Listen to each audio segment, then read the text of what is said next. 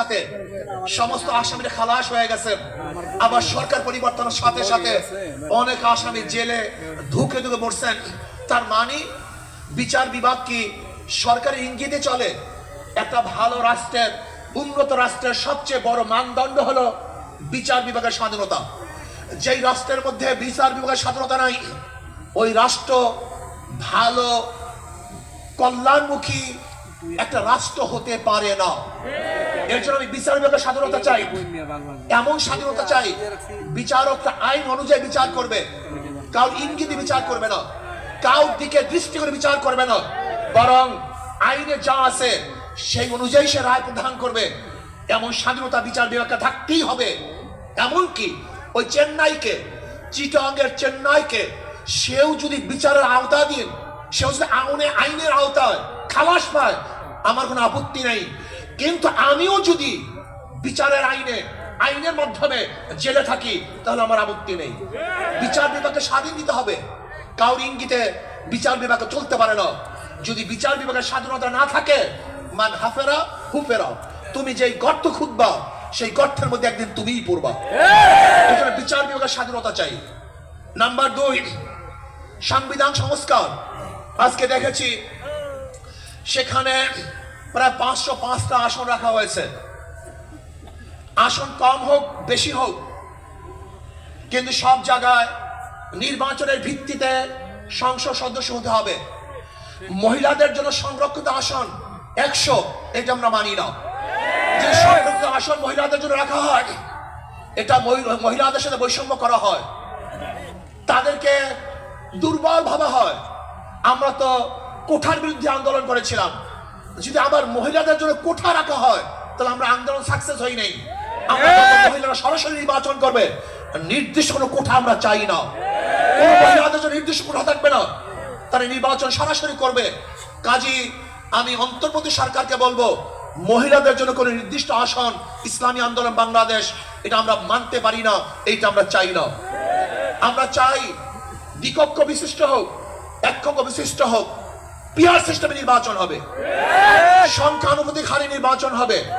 যদি সংখ্যানুপাতিক নির্বাচন না হয়, পিয়ার সিস্টেমে নির্বাচন না হয়, তাহলে আবারও কালো টাকা সরাসরি হবে, বেশি শক্তি ব্যবহার করা হবে, মানুষের ভোট অধিকার প্রয়োগ করতে পারবে না, আমাদের আন্দোলন ব্যর্থ হবে। আজকে জুলাই বিপ্লবে ইসলামী আন্দোলন কি ভূমিকা ছিল আপনারা জানেন। 5ই জুলাই বরিশাল আমরা ঘোষণা দিয়েছিলাম যে ছাত্রদের বৈষম্য বিরোধী আন্দোলনের সাথে আমরা সম্পৃক্ত। শুধু কি তাই, সেখান থেকে শুরু করে এমন কোন আন্দোলন নাই, সংগ্রাম নাই যেখানে আমরা মাঠে ছিলাম না।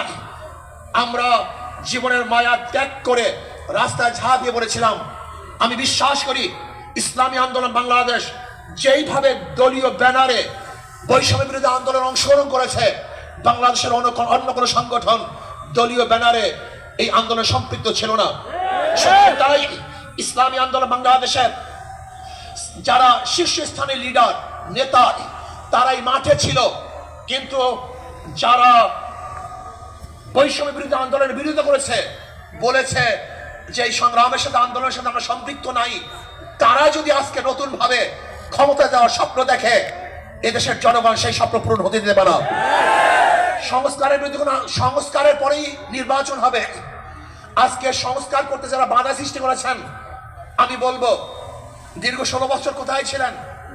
রাগ ডাক ছেড়েই বলবো, দিনটা আপনারা কোথায় ছিলেন? প্রতিবার ঈদের কথা বলেছেন, ঈদের পরে আমরা আন্দোলন করব, ঈদের পরে সংগ্রাম করব, ঈদের পরে সেইটা করব। হাজার ঈদ চলে গেছে, আপনারা আন্দোলন করতে পারেন নাই। কিন্তু ছাত্র জনতা আজকে আন্দোলনের ভিত্তিতে যে অর্জন করেছে, সেই অর্জনকে ধ্বংস করার চক্রান্ত করতেছেন। যে বৈষম্যের বিরুদ্ধে আন্দোলন করেছিলাম, চাঁদার বিরুদ্ধে আন্দোলন করেছিলাম, দুর্নীতির বিরুদ্ধে আন্দোলন করেছিলাম, ধর্ষণের বিরুদ্ধে আন্দোলন করেছিলাম, অবৈধ হত্যার বিরুদ্ধে আন্দোলন করেছিলাম, মানুষের স্বাধীনতার জন্য আন্দোলন করেছিলাম, মানুষের মুক্তির জন্য আন্দোলন করেছিলাম। কিন্তু আমরা কি দেখলাম? 5ই আগস্টের পরে আবারও চাঁদাবাজি, আবারও দখলদারি, আবারও দুর্নীতি। না, বাংলাদেশের মানুষ এই চাঁদাবাজি আর দেখতে চায় না, দুর্নীতি আর দেখতে চায় না। যারা 53 বছর পর্যন্ত বাংলাদেশকে 5 বার দুর্নীতি চ্যাম্পিয়ন করেছে, ওই সমস্ত দলকে বাংলাদেশের জনগণ আর ক্ষমতা দেখতে চায় না। বাংলাদেশের জনগণ কি ক্ষমতায় দেখতে চায়? ইসলামকে ক্ষমতায় দেখতে চায়। বাংলাদেশের জনগণ ইসলামী আদর্শের মানুষকে ক্ষমতায় দেখতে চায়। যারা খাঁটি ইসলাম, মদিনার ইসলাম নিয়ে সামনে অগ্রসর হবে, বাংলাদেশের মানুষ তাদেরকে গ্রহণ করবে। মদিনার ইসলামের বাহিরে কোন নব ইসলামকে বাংলাদেশের মানুষ গ্রহণ করবে না ইনশাআল্লাহ। আসুন, ইসলাম হুকুমাতের জন্য আমাদের সাধনা করতে হবে, চেষ্টা করতে হবে। আমাদের আন্দোলন এখনো সমাপ্ত হয় নাই, আমাদের সংগ্রাম এখন শেষ হয় নাই, আমাদের যুদ্ধ এখনো শেষ হয় নাই। পেশিবাদের বিরুদ্ধে আন্দোলন করেছিলাম, এখন চাঁদাবাজের বিরুদ্ধে আন্দোলন করতে হবে, দখলদারের বিরুদ্ধে আন্দোলন করতে হবে, যারা দুর্নীতিবাজ তাদের বিরুদ্ধে আন্দোলন করতে হবে, যারা ডাকাত তাদের বিরুদ্ধে আন্দোলন করতে হবে, যারা দেশকে ধ্বংস করার চক্রান্ত করতেছে তাদের বিরুদ্ধেও আর একবার আন্দোলন করতে হবে। আজকে ভারত আমাদের দেশকে দখল করার চক্রান্ত করতেছে।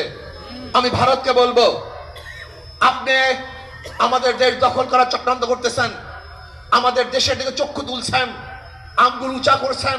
আপনি কি জানেন বাংলাদেশের অবস্থাটা কি? আমরা জীবনভর লড়াই করি, বেঁচে আছি, লড়াই করি, বাঁচবো ইনশাআল্লাহ।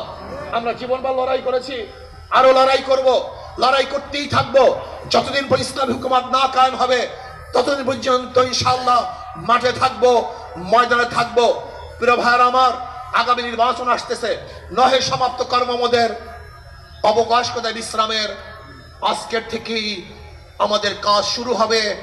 মাঠে ময়দানে প্রত্যেকটা দাঁড়ে দাঁড়ে ঘরে ঘরে গিয়ে মানুষকে ইসলামের কথা বুঝাতে হবে, ভোট আদায় করতে হবে, ইসলামের পক্ষে আমরা ভোট নিয়ে আসবো। আল্লাহ আমাকে এবং আমাদের সবাইকে ইসলাম হুকুমত কায়েম করার চেষ্টা করার এবং সর্বোচ্চ ত্যাগ করার তৌফিক দান করেন। যুব কনভেনশন শুকরিয়া আদায় করছি, যারা আয়োজন করছেন সবাইকে ধন্যবাদ জ্ঞাপন করছি। আসসালামু আলাইকুম ওয়া রাহমাতুল্লাহি ওয়া বারাকাতুহু।